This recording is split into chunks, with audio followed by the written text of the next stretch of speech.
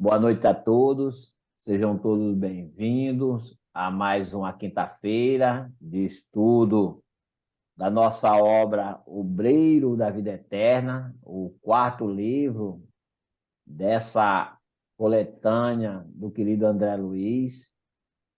E hoje teremos nosso querido Leandro Lobac, que irá facilitar o capítulo 1 do nosso estudo. Boa noite a todos, irmãos queridos.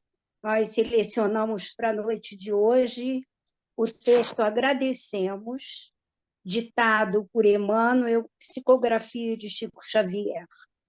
Senhor Jesus, nós te agradecemos pela coragem de facear as dificuldades criadas por nós mesmos, pelas provas que nos aperfeiçoam o raciocínio e nos abrandam o coração, pela fé na imortalidade, pelo privilégio de servir, pelo dom de saber que somos responsáveis pelas nossas próprias ações, pelos recursos nutrientes e curativos que trazemos em nós, pelo reconforto de reconhecer que a nossa felicidade tem o tamanho da felicidade que fizermos para os outros, pelo discernimento que nos permite diferenciar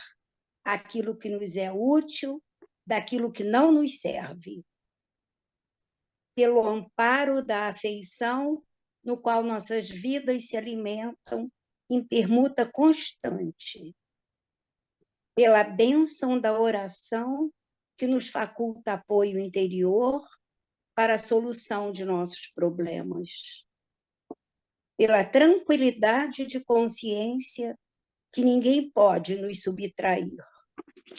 Por tudo isso e por todos os demais tesouros de esperança e amor, alegria e paz que nos enriqueces a existência, sê bendito, Senhor, ao mesmo tempo que te louvamos a infinita misericórdia, hoje e para sempre.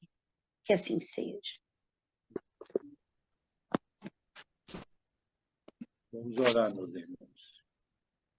Pai de infinita e eterna bondade, Senhor. Jesus, amigo querido de todas as horas. Espiritualidade bendita, que oriente e inspire os trabalhos desta casa e os estudos que aqui fazemos. E aquela que nos assiste, sempre só a agradecer. Que a página lida pela nossa irmã, em cada parágrafo, seja sempre o sinal claro do nosso agradecimento pelas oportunidades que nos deste. E hoje, tema do nosso capítulo a ser estudado junto a nós como facilitador nosso irmão, Leandro Lobac, convite ao bem, Senhor. Convite que vieste nos fazer, Jesus, com a sua vinda e estado entre nós, seus ensinamentos e exemplos, o Evangelho de luz que deixaste.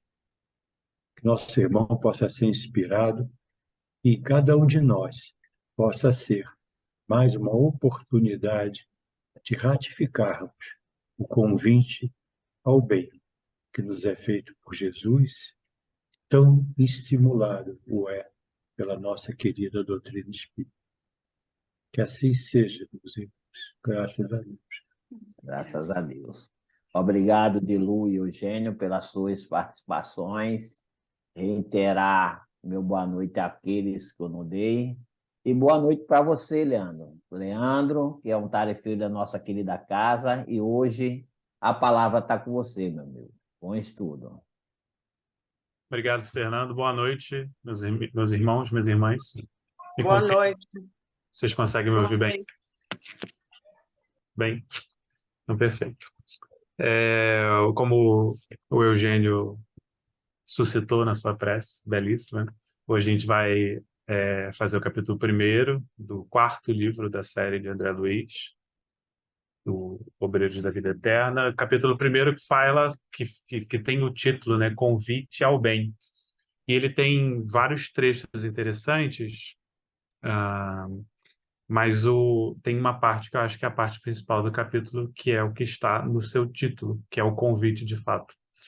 Então, o que eu preparei para a noite de hoje? Eu fiz um recortezinho do texto, 3 pedaços da fala do orador, né, uma palestra, de maneira geral, o capítulo. E aí eu vou ler e vou comentar com vocês, vou trazer as reflexões que eu tive.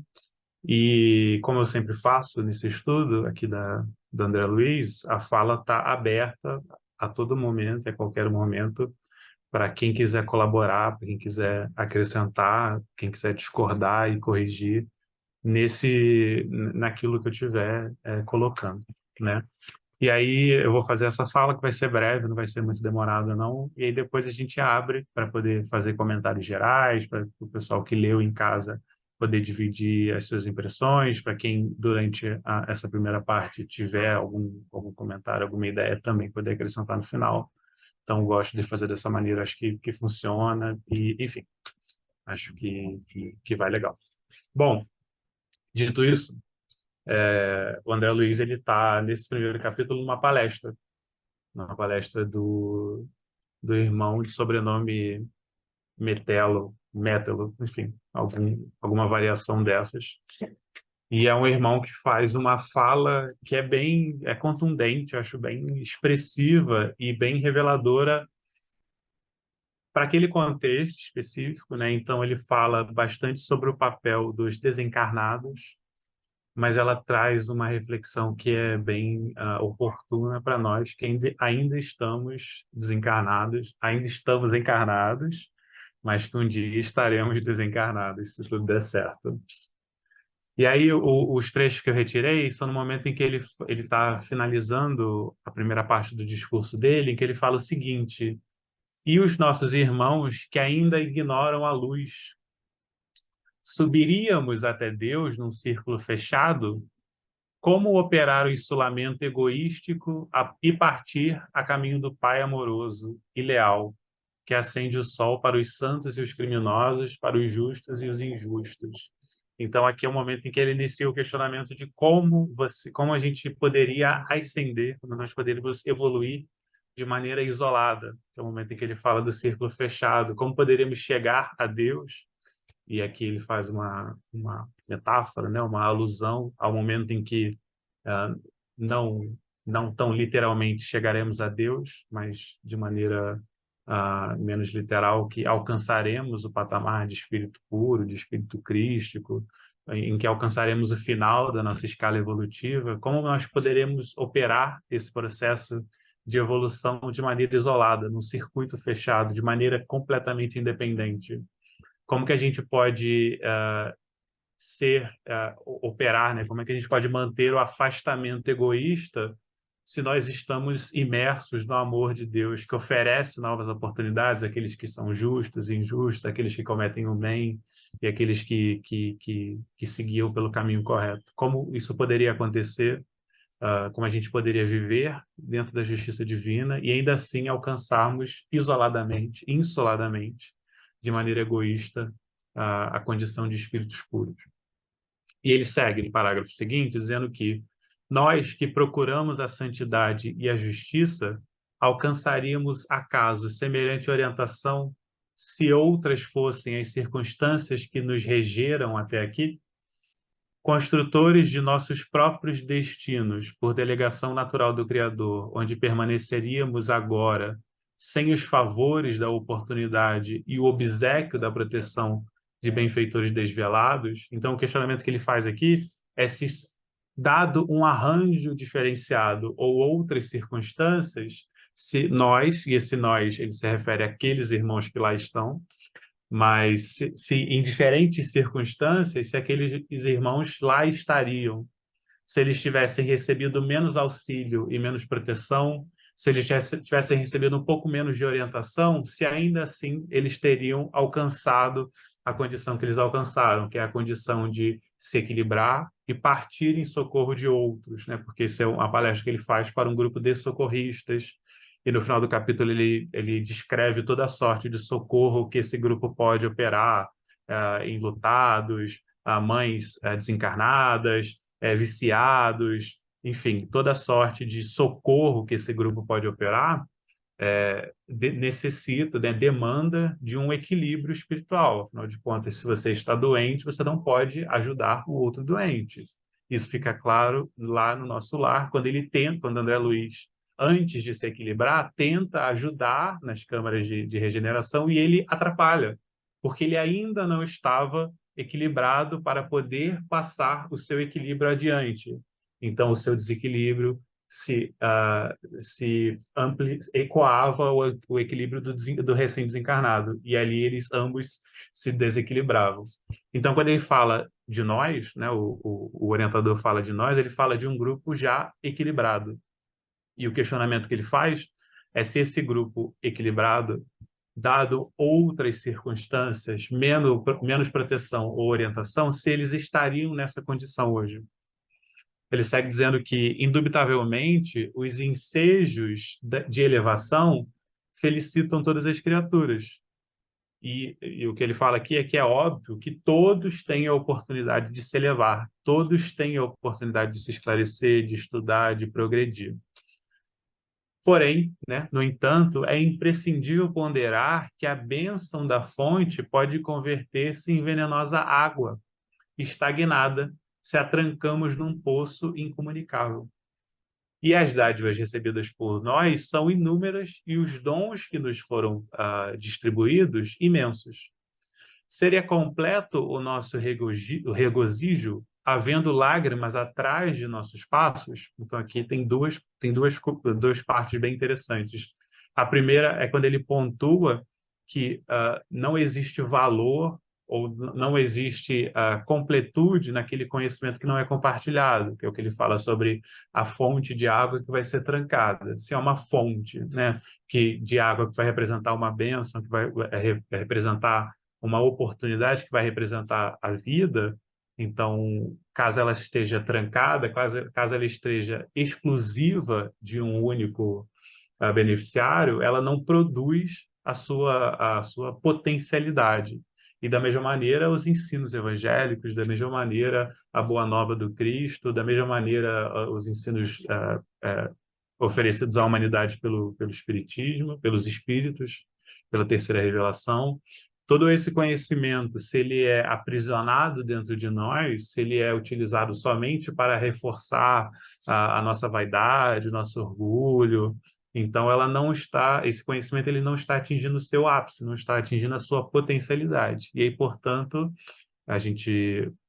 Jesus já orientou os discípulos sobre isso quando ele fala sobre o sal da terra, que se o sal for insípido, para nada mais serve senão para ser jogado fora e ser pisado pelos homens. Então, se o conhecimento ele não é aplicado, ele não está tendo valor, ele não está tendo utilidade. Então, ele não tem função, segundo Jesus, não sei o que estou falando.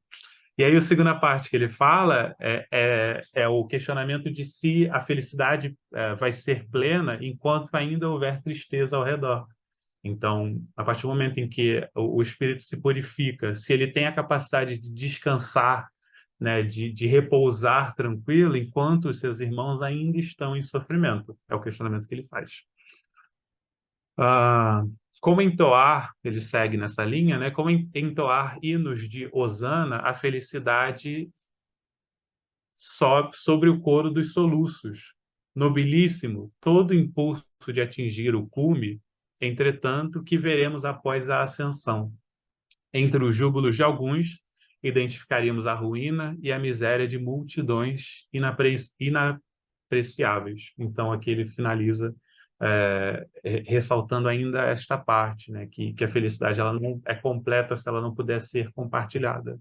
Quem de nós aqui, quando experimenta algum tipo de ascensão financeira, não vai querer trazer também aqueles mais próximos, os familiares, o pai, a mãe, os filhos, os irmãos? Isso é algo natural e também deveria ser com relação aos conhecimentos espirituais, às nossas virtudes, enfim, todo esse nosso patrimônio também espiritual, esse patrimônio do espírito. Para poder enriquecer essa parte, a gente foi lá no Livro dos Espíritos, que tem 3 perguntinhas lá quando ele fala sobre a lei de sociedade, dentro da parte das leis morais, em que Kardec vai questionar a espiritualidade sobre a necessidade da vida social. Na questão 766, ele vai perguntar se a vida social está na natureza, se é algo que faz parte da lei da natureza, ao que os espíritos vão responder que sim, Deus fez o homem para viver em sociedade, e ele não lhe deu inutilmente a palavra e todas as faculdades necessárias à vida de relação. Então, se hoje nós temos as faculdades para viver em sociedade, a possibilidade de nos comunicar, de nos ouvir, de ouvir ao outro, a possibilidade de nos colocar no lugar do próximo e procurar compreendê-lo, ainda que na nossa dificuldade, tentar, né? Ainda que de maneira incompleta, mas tentarmos fazer isso, é porque a vida em sociedade faz parte da nossa necessidade, faz parte do nosso desígnio, de certa maneira. Na 767, ele prossegue, né, perguntando se é contrário à lei da natureza o insulamento absoluto, ou seja, o isolamento absoluto, é o que os espíritos também vão responder que, sem dúvida, pois que, por instinto, os homens buscam a sociedade e todos devem concorrer para o progresso, auxiliando-se mutuamente. E aqui, nessa 767, a espiritualidade, inclusive, já esclarece algo que ele vai falar na parte seguinte, né? Mas é o fato de que a humanidade, a sociedade deve concorrer para o progresso, ou seja, deve trabalhar junto, deve trabalhar lado a lado para progredir, tanto socialmente, tanto coletivamente, quanto individualmente. E ele fecha essa parte na 768, em que ele fala o seguinte: procurando a sociedade, não faz o homem mais do que obedecer a um sentimento pessoal, ou haverá nesse sentimento algum providencial objetivo de ordem mais geral. Então, Kardec questiona se ao buscar a sociabilidade, se ao buscar a sociedade, o ser humano o faz por um sentimento pessoal ou por um desígnio divino. Ao que a espiritualidade vai dizer que o homem tem que progredir. E isso é o nosso destino, né? Se existe um destino, a fatalidade ao qual nós, os espíritos, estão acometidos é o de progredir. Então, a humanidade tem que progredir. Os espíritos, nós espíritos, temos que progredir. E isso pode acontecer antes ou depois, mais rápido, mais devagar, sozinho ou acompanhado, mas isso é uma fatalidade, isso é o nosso destino. Nós iremos progredir. E aí a espiritualidade segue dizendo que insulado, né, ou seja, isolado, apartado, isso não lhe é possível, por não dispor de todas as faculdades. É-lhe necessário o contato com outros homens. No isolamento, ele se embrutece e estiola. Ou seja, nós não somos ainda seres que temos todas as faculdades, que temos todas as ferramentas e temos todos o conhecimento. Então, por isso que nós estamos em sociedade, porque aquilo que me falta de conhecimento, ou aquele que está do meu lado, pode me suprir, e aquilo que falta de conhecimento ao outro, eu também posso supri-lo. É através do contato social que a gente se baliza e que a gente tem o referencial, em que a gente tem a possibilidade de avaliar as minhas condutas, as minhas posturas, avaliar os meus pensamentos. Então, a gente vive hoje, no momento atual do Brasil, uma situação de... Isso é mais batido, né, do que falar pandemia, mas a gente vive um momento de polarização, em que existem vários grupos e que a gente se questiona se a gente está todo mundo vivendo na mesma realidade, porque cada pessoa, cada grupo percebe a sociedade de uma maneira diferente. E isso é devido ao convívio social. Grupos que se polarizam, que se afastam do centro, que se isolam, eles repercutem sempre as mesmas ideias. E por isso que há o processo de radicalização. Quando a gente, então, se afasta de um grupo sectário e se entrega ao convívio social, a gente consegue balizar as nossas opiniões e perceber que a visão do grupo não reflete a visão da sociedade. não necessariamente reflete a visão da sociedade. Enfim, Kardec ainda faz um comentário na questão 768, em que ele vai dizer que que homem nenhum possui faculdades completas. Mediante a união social é que elas umas às outras se completam, e para lhe assegurarem o bem-estar e o progresso, né, que se completam, e é por isso que, precisando uns dos outros, os homens foram feitos para viver em sociedade e não isolados. Então, essa parte, né, do Livro dos Espíritos sobre a necessidade da vida em sociedade consegue embasar bastante esse texto que André Luiz traz para a gente lá no capítulo 1º.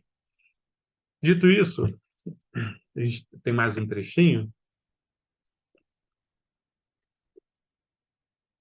que é bem curioso, porque é o momento em que ele então dá o relato, né? Ele faz a fala técnica, digamos assim, teórica, e ele consegue trazer para a prática através do exemplo. Então, ele vai trazer o seu próprio exemplo. Eu achei bem pertinente, por isso que eu trouxe ele na íntegra. Eu vou lendo e comentando, e aí depois a gente pode abrir para os comentários gerais, e aí a gente consegue debater melhor, e aí fica menos burocrático. Então ele fala o seguinte: também eu tive, noutro tempo, a obsessão de buscar apressado a montanha. Então, ele acrescentou a figura da montanha, no sentido da elevação, né, da ascensão.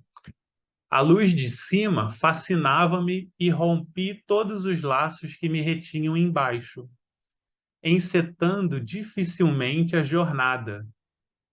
A princípio, feri-me nos espinhos pontiagudos da senda, experimentei atrozes desenganos.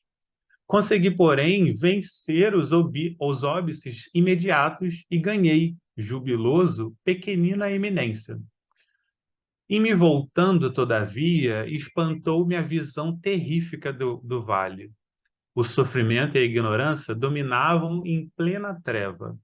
Desencarnados e encarnados lutavam uns contra os outros em combates gigantescos, disputando gratificações dos sentidos animalizados.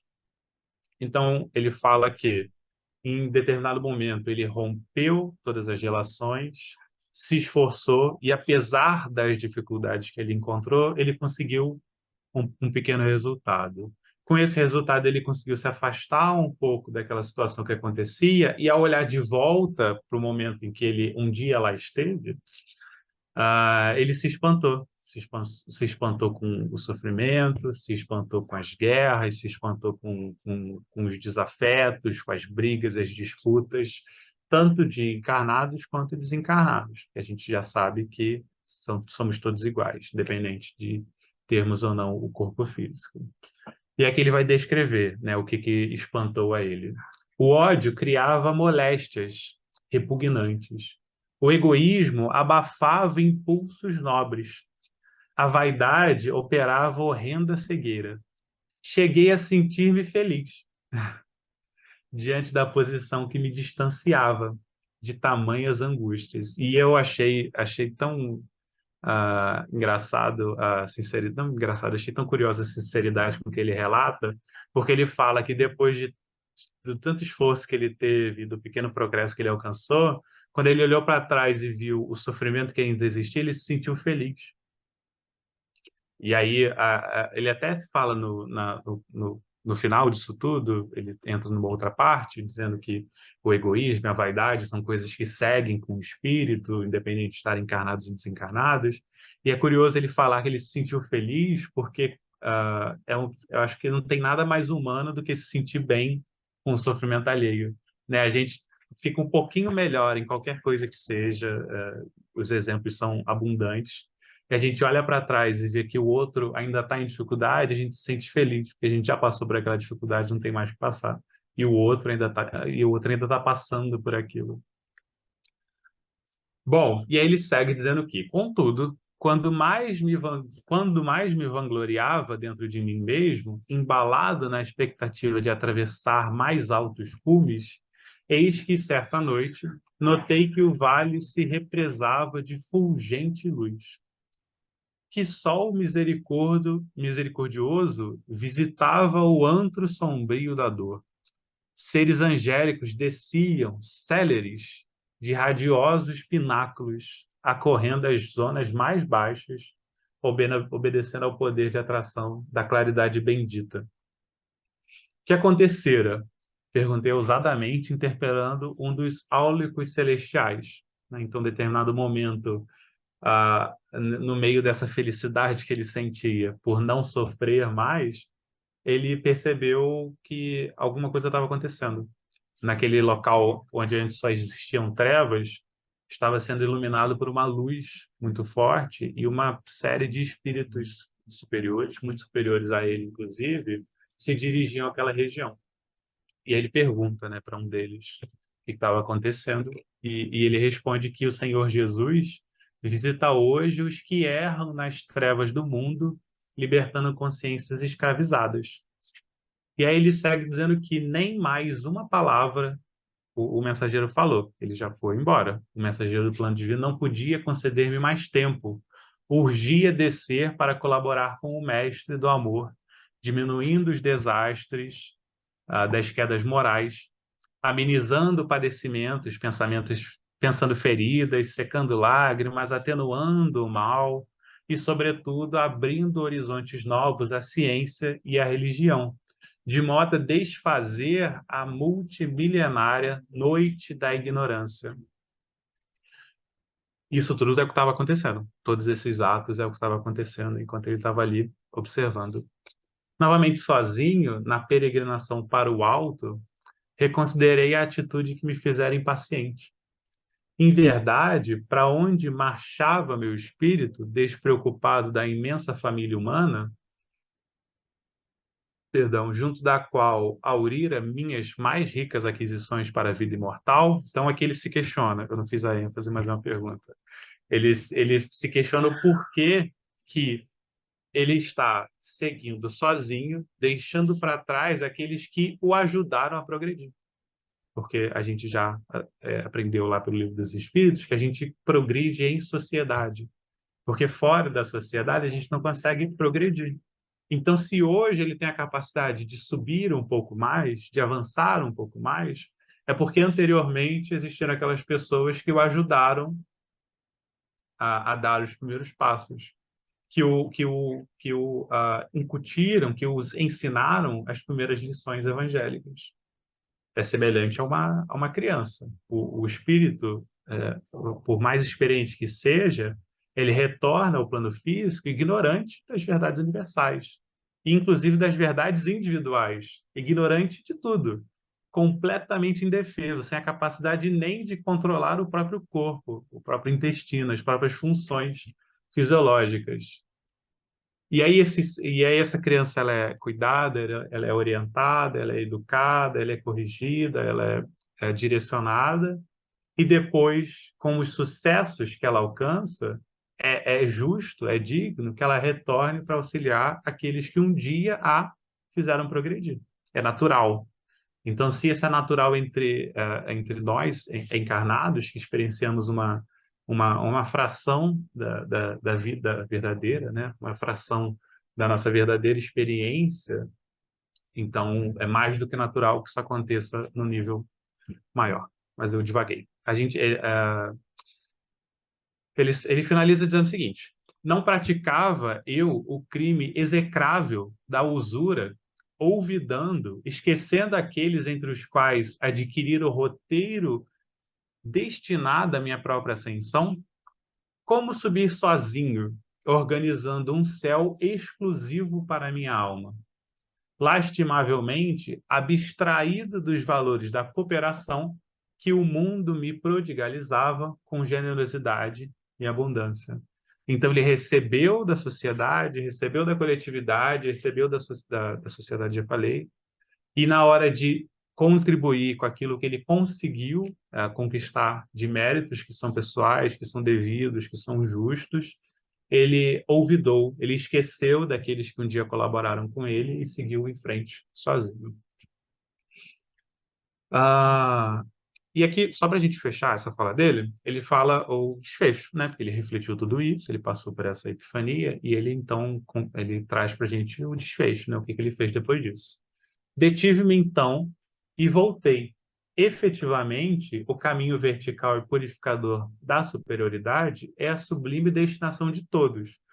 É importante que fique claro que o caminho que ele trilhava é o caminho correto. Esse é o destino. É por esse caminho que nós vamos percorrer, que nós precisamos avançar. É por ele que nós precisamos avançar. O cume, bafejado de resplendor solar, é sempre um desafio benéfico aos que vagueiam sem rumo na planície. Esse é um destino do qual todos aqueles que forem em direção a ele vão se beneficiar. Isso é sem dúvida. O alto polariza, naturalmente, as supremas esperanças dos que ainda permanecem embaixo. Todavia, à medida que penetramos o domínio da altura, imprimem-se-nos na mente e no coração as leis sublimes da fraternidade e da misericórdia.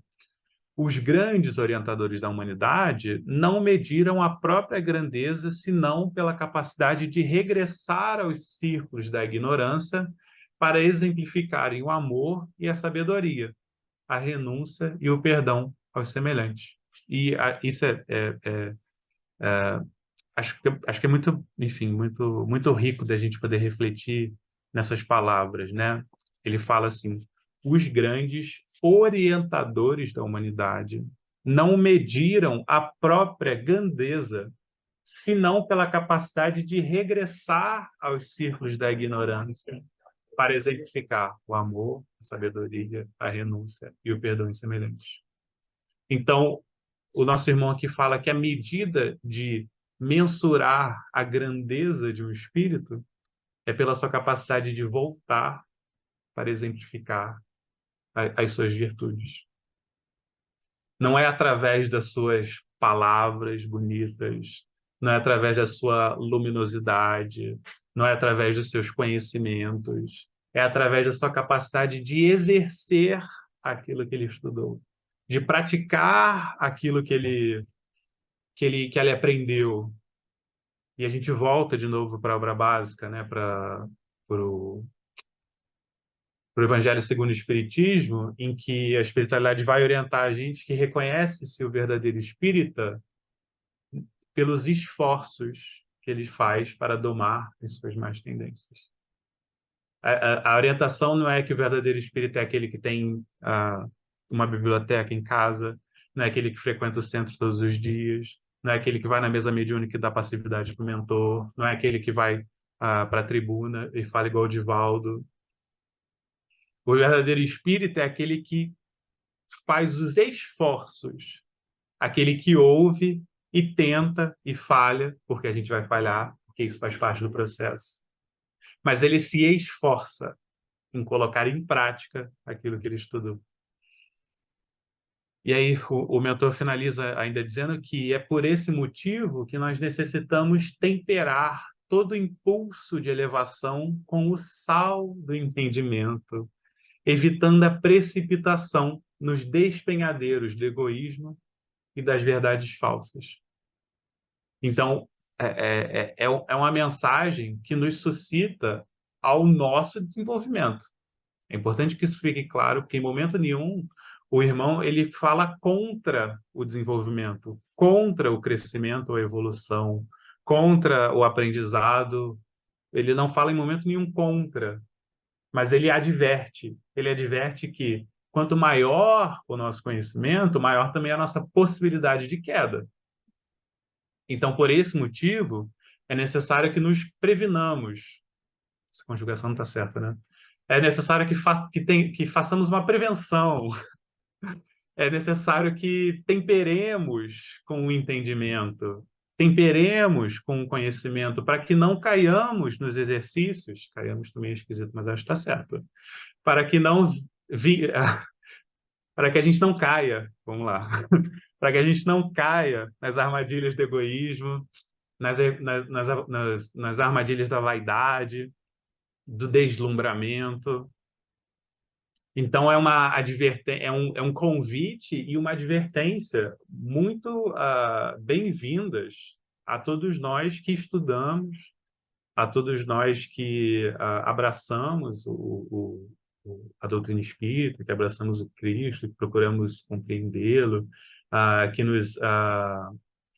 nos propomos a divulgar, a falar sobre, que é a importância do nosso trabalho, a importância do trabalho de divulgação da Boa Nova. Isso é algo que vem desde da época de Jesus, quando ele fala de novo, né, sobre o sal da terra, sobre a luz do mundo, sobre a importância dos discípulos, né, que são aqueles que estudam o Mestre, falarem sobre Cristo, falarem sobre a Boa Nova. Isso faz parte da missão dos discípulos, isso faz parte do trabalho como cristão, por que não? Mas é importante que isso seja feita de maneira coerente, que isso seja feita de maneira caridosa, que isso seja feita com objetivos nobres, sem buscar ganho pessoal, sem buscar adaptar as palavras, os ensinos do mestre ou dos espíritos para as nossas crenças pessoais, para os nossos preconceitos, para a nossa vaidade, para o nosso orgulho. Enfim, essas são as minhas impressões, e agora a gente abre para poder conversar, cada um poder trazer aquilo que sentiu durante a leitura do livro, durante a minha fala. O momento agora é para a gente poder enriquecer essas palavras.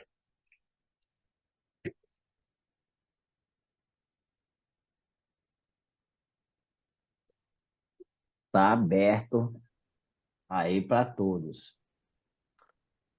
Bom, boa noite a todos. Eu queria fazer um pequeno comentário a respeito da leitura do depoimento, né? Lá do Metelo, né? Metelo, é o nome do palestrante, a respeito da humildade dele em reconhecer os erros, né? De deixar claro que passou que ele sofreu, que se sentiu feliz lá por ter saído do sofrimento e ter visto, de certa forma, o sofrimento alheio, né? Então ali eu achei assim uma lição de humildade muito grande, né, que serve para nós aqui enquanto encarnados, enquanto humanos, que muita gente não tem essa noção da humildade de reconhecer o erro, de reconhecer que a vida merece um outro rumo, né? Então isso eu achei muito interessante, né? Tem um outro trecho também que eu estava lendo o capítulo, né? Eu gostaria de ler, se me permite, Com certeza. que é uma reflexão, uma inflexão de voz que ele faz durante a palestra, que é: outrora, quando nos envolvíamos ainda nos fluidos da carne terrestre, supunhamos com um desacerto que a vaidade e o egoísmo somente poderiam vitimar os homens encarnados. Então esse foi o trechinho que eu achei legal, porque é bem no que o Leandro disse, né, durante a palestra, que o espírito carrega isso da encarnação também, né? Da vaidade, do desacerto, né? Que quando a gente desencarna, a gente carrega uma carga daqui, né? Da vida humana, né? Da vida terrena, que seria a vaidade, o egoísmo. E é uma reflexão muito boa que a gente precisa fazer com relação a isso, né? Então, só para concluir agora, né? A gente precisa realmente pensar, né, o quanto a gente está fazendo, o quanto a gente precisa evoluir, o quanto a gente precisa crescer, né, para chegar lá e amenizar o sofrimento, né? Não deixaremos de sofrer, mas para amenizar ou diminuir um pouco desse sofrimento. Então, todo o processo de evolução começa aqui, não lá. Tá? Essa era a minha colocação. Obrigado, Júlio. E segunda-feira, né, Leandro, nós tocamos nesse assunto, nessa maior que seja a dificuldade da caminhada do espírito, mesmo com todo o esforço que ele fez ali, e mesmo se equivocando, daí a importância de Deus, nosso Pai, nos conceder o esquecimento do passado, né? Porque nós vamos ter sempre um novo ponto de partida através de uma nova reencarnação, para poder retornarmos, como o Leandro colocou ali, com todas aquelas dificuldades desde criança, ter um novo ponto de partida. E sofrendo na carne tudo isso aí que o Júlio falou, né? A vaidade, o orgulho, mas com direito de acertarmos de novo tudo que nós não nos propomos a vir fazer no corpo físico, né? Essa lição desse capítulo aí, esse livro já inicia com reflexões muito sinceras para cada um de nós. E eu gostaria também de comentar lá no começo do capítulo, né, quando ele apresentou, né, as personagens que se destacariam dentro do convite ao bem. Aí a gente vê ali, né, assistente Jerônimo, padre Hipólito, um médico, André Luiz, e a enfermeira Luciana. Então, espíritos, né, que a gente já vê que tem um certo grau de conhecimento, né, de maturidade espiritual, essas coisas todas, né? Entretanto, né, para exercitar uma determinada função, determinado trabalho, tem também que passar pela especialização, a competência, estudar, se qualificar, né? Se na espiritualidade eles estão preocupados com isso, tem muito mais ferramenta do que nós aqui no plano físico, né? E aqui a gente não quer estudar, a gente tem uma aversão ao estudo, acha que é uma coisa cansativa, que tem mais coisa para fazer, e essas coisas todas, né? Então, a gente está aqui se qualificando através do estudo, né? Seguindo as orientações, né, do instruí-vos e o amai-vos, eu acho que é uma importância muito grande, né? Um convite muito bom ao estudo, né? E depois veio, né, esse espírito, eu também custei entender o nome desse cara, é Metelo, Matelo, o que que era, né?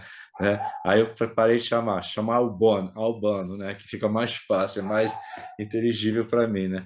Então ele veio com essas ferramentas, né, trazendo essas orientações através da palestra, uma palestra instrutiva, e eu achei sensacional. E também gostei muito desse pedaço que Leandro destacou aí, deu um ênfase, né? Os grandes orientadores da humanidade, né? E essa parte aí eu achei fantástica. Seu estudo está maravilhoso, Leandro. Essa parte é muito boa, realmente. Aqui que eu falo da humildade, né? Se até os grandes orientadores da humanidade não mediram a própria grandeza para regressar ao círculo da ignorância e exemplificar o amor e sabedoria, quem somos nós para não fazê-lo? Não é isso? Que eu achei interessante, né, quando ele faz essa análise mais à frente da fala dele, que cada um de nós interpreta a vida através do seu ponto de vista estreito, né? Aí ele faz assim, até comenta vários pensadores, né, Swedenborg, Teresa d'Ávila, que tiveram a oportunidade de ir ao plano espiritual e voltaram com uma interpretação curta, né? Vamos usar esse termo, uma interpretação muito do seu ponto de vista, do como ele enxerga a vida, sem ter condições de ampliar, né? E aí ele diz que a Terra, e é interessante quando ele fala que a Terra, ela oferece trabalho também no campo extrafísico, né? Não só no campo da Terra, mas que nós estamos ainda muito perdidos nos nossos pontos de vista e no nosso preconceito sobre a morte, né? Analisando que morreu, acabou, morreu, nós não temos outra chance. E, no entanto, a Terra é esse grande planeta-mãe, como ele fala aqui, que está sempre oferecendo campo de trabalho. Então, devido à nossa ignorância a respeito das verdades eternas, como o Leandro falou, é necessário que esses grandes espíritos, esses irmãos, retornem para nos dar a mão, para nos auxiliar, para ajudar-nos nas reflexões necessárias, né?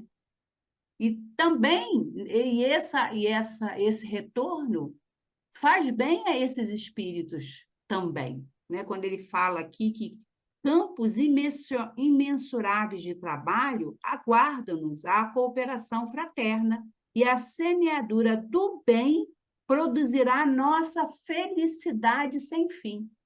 Então, fazer o bem faz bem. E no que eles retornam, eles também recebem a gratificação do bem que eles estão fazendo, né? A gente pode fazer essa comparação simples que a gente ouve muito, né? O perfume, ele primeiro fica na mão, né? O perfume da rosa, ele primeiro fica nas mãos de quem oferece. Então, essa gratificação fica nesses espíritos amigos que retornam de maneira fraterna para nos auxiliar nessas grandes reflexões. E lá, voltando também no início do capítulo, antes da prece, dessa prece linda, né? Eu gostei muito desse recorte que ele descreve o ancião, né? Era um ancião de porte respeitável, cujos cabelos lhe teciam uma coroa de neve luminosa.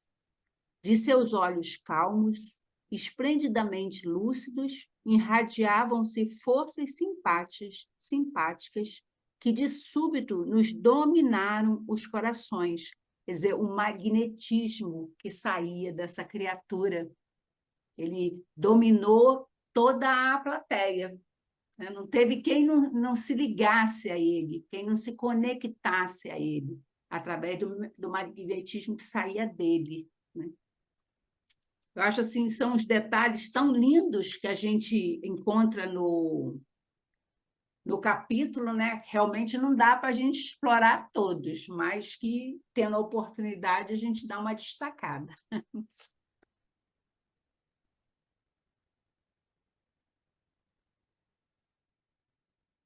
Mais alguém? Suza, Eugênia, Jane, Ana Maria, PC, cadê o PC? Eu acho que o PC caiu.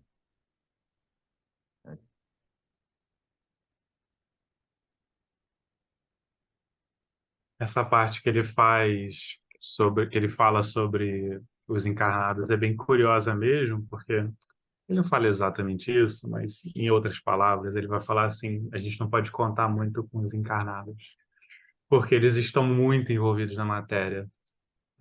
Então, como, né, a minha mãe falou, a gente acaba trazendo a nossa própria interpretação para aquela situação que vivenciou, para aquele acontecimento que testemunhou, né? Então vai falar sobre a Teresa d'Ávila, né? Eu acho que era a católica, então ele vai falar sobre o inferno, sobre o purgatório, o outro vai falar sobre Vênus, e quando não era nem uma coisa nem outra, era a realidade de quem estava aqui, de quem está lado a lado conosco mesmo, né? A gente até na própria segunda-feira estava estudando sobre os fluidos no COEM, e a conclusão que a gente chegou pelo nosso estudo, enfim, outras reflexões, é que o tal do umbral, que é o espaço intermediário ao qual estamos todos submetidos, ele é produto da própria criação mental dos seres desencarnados, sim, mas principalmente dos encarnados, de nós que ainda nos comprazemos com a matéria, de nós que ainda nos realizamos através da materialidade, através de pensamentos menos nobres, através de desejos menos gentis. E esse convite ao bem, ele é um convite tão apropriado, porque ele é um convite ao estudo, como o Chico falou. Ele é um convite à humildade, como o Júlio falou. Ele é um convite à fraternidade.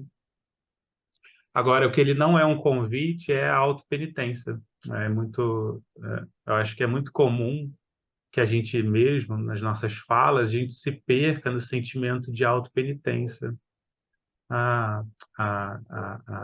As fraquezas humanas, as imperfeições humanas, somos seres imperfeitos, isso tudo é verdade, mas se a gente se prende nesses sentimentos, aí é só autopenitência, é só autoflagelação.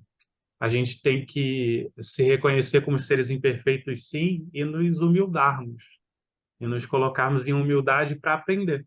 Então, se eu sou imperfeito, eu vou sentar na cadeirinha do aluno e vou aprender. No momento em que eu souber, eu posso ir para o palco, para o quadro, para então poder ensinar a outras pessoas, né? Então, Eugênio e Jane, que são da educação, minha mãe que é da educação, sabem que a maneira mais potente de você fixar um aprendizado é quando o aluno tem a oportunidade de ensinar. E esse processo que a gente faz aqui é um processo de educação que ele é muito forte, porque quem está hoje como audiência, na próxima oportunidade vai estar como facilitador, e ao facilitar, a gente percebe que o nosso conhecimento ainda é muito pequenininho, que a gente ainda sabe um pouco menos, mas o que a gente sabe, a gente já pode replicar, e o que a gente ainda não sabe, a gente vai buscar. Fala, Ô, Eugênio. Leandro, você me estimulou agora, ao falar em palco, a participação. Estava te buscando. Eu sei. Mas eu acho que uma coisa que você colocou com suas palavras com muita propriedade, eu vou me permitir, veio logo à mente a citação de um baiano, Clodoaldo Menechelo, que no livro Canção da Inteireza, que fala de um processo de educação, ele lembra que passamos pelo momento em que achava-se que a educação centrava-se, o processo de aprendizagem, no professor, no ensino. Teorias de psicologia moderna, etc., tal, que ela passou a se centrar no aluno.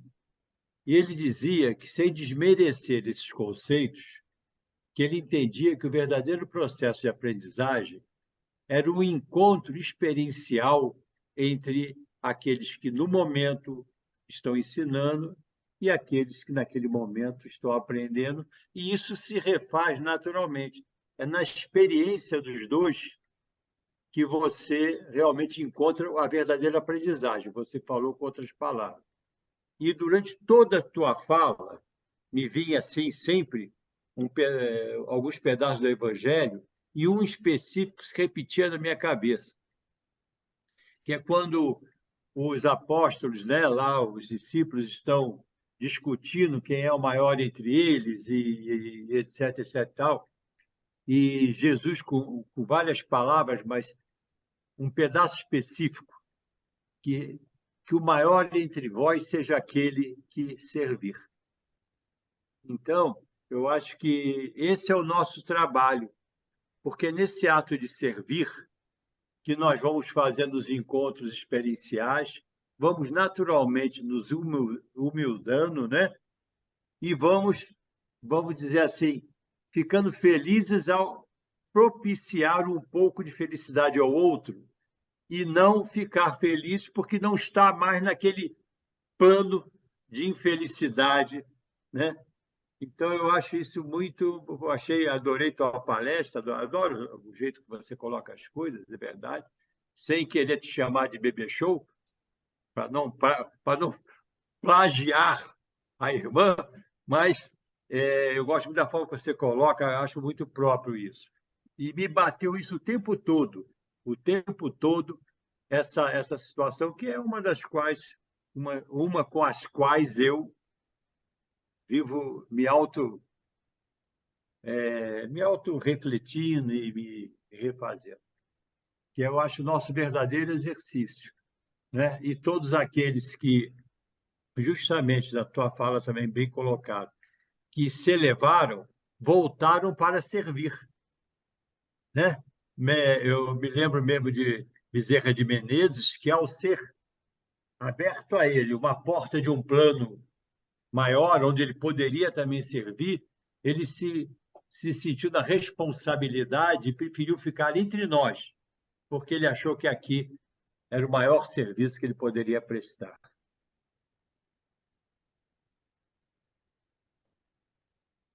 Mais alguém? Ainda temos aí 5 minutos.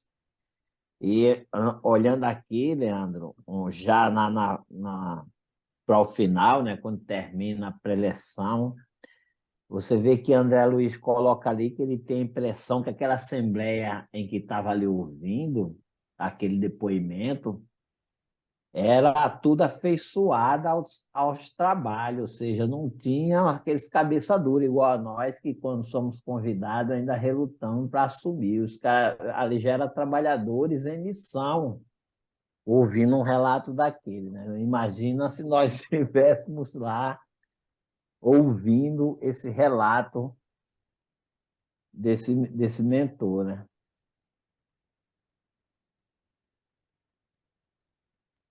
Fernando, também achei interessante aí, quase na finalização do capítulo, um trechinho, né, que o Albano pergunta, né, se eles estão partindo com alguma especialização, alguma obrigação Algo. especializada. Uhum. Aí ele respondeu que sim, né? Esclareceu o nosso orientador, no caso, Jerônimo, né? Devemos atender nos próximos 30 dias a cinco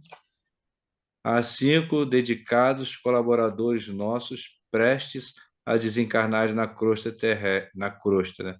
Trabalharam fiéis à causa do bem e as nossas autoridades encarregaram-nos de atender-lhes aos casos pessoais. Então, isso aí vai ser, né, a dinâmica do livro, né? Esse atendimento que eles vão fazer na crosta terrestre, atender esses espíritos que estão se desligando do corpo, né?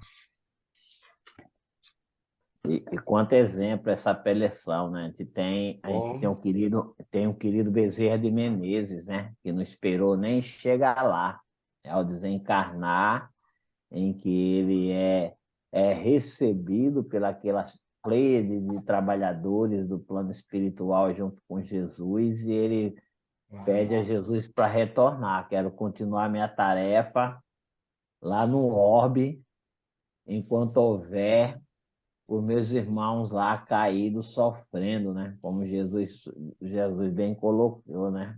Então, O tanto próprio Jesus, sofrer e ranger de dente.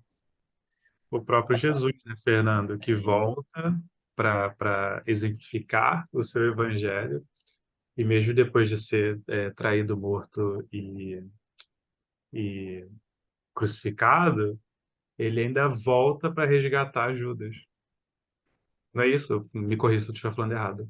Então, Sim, o sim. Cristo vem, pelo advento da segunda revelação, ele exemplifica a humanidade sobre a sua doutrina, ele é traído, aprisionado, castigado, enfim, toda coisa que a gente já sabe. E no momento em que ele não desencarna, mas que ele, então, que cessa a vida do corpo, ele ainda desce para poder resgatar Judas. Então, quer dizer, é um nível de serviço e de trabalho, como Eugênio falou, que a gente ainda não está adaptado, mas que a gente vai chegar lá. Isso aí, né? Então, tem 2 minutos. Aproveitar para reiterar os agradecimentos, Leandro, a você pela sua boa vontade de dividir o seu estudo, a fonte, né, do seu esclarecimento conosco. Convidar a todos para que nós possamos permanecermos unidos nesse estudo, e que quinta-feira que vem tem mais, né? Então, eu irei convidar a querida Islane para fazer a prece de encerramento. Então, vamos agradecer ao nosso Pai por essa oportunidade. Agradecemos com carinho nosso irmão Leandro, que sempre traz para nós com dedicação tanto ensinamento, esclarecimento e que faz a gente refletir. Agradecemos a Deus por estarmos unidos nesse grupo para estudarmos, buscarmos melhorar, buscarmos sermos mais humildes, buscarmos o estudo para esclarecermos e dessa forma nos tornarmos mais úteis nas mãos de Deus. Que Deus nos abençoe, nos ampare e que nós possamos continuar os nossos estudos agora em que nós formos dormir e que nossos espíritos estiverem livres. Que a paz do nosso Pai nos abençoe e nos ampare. Que assim seja. Graças a Deus. Obrigado, Isane. E um Eu que beijo no coração de cada um. Fica com Deus. Você também. Tchau. Gente, obrigado. Parabéns, Obrigado. Leandro. Obrigado também, boa noite. Não, eu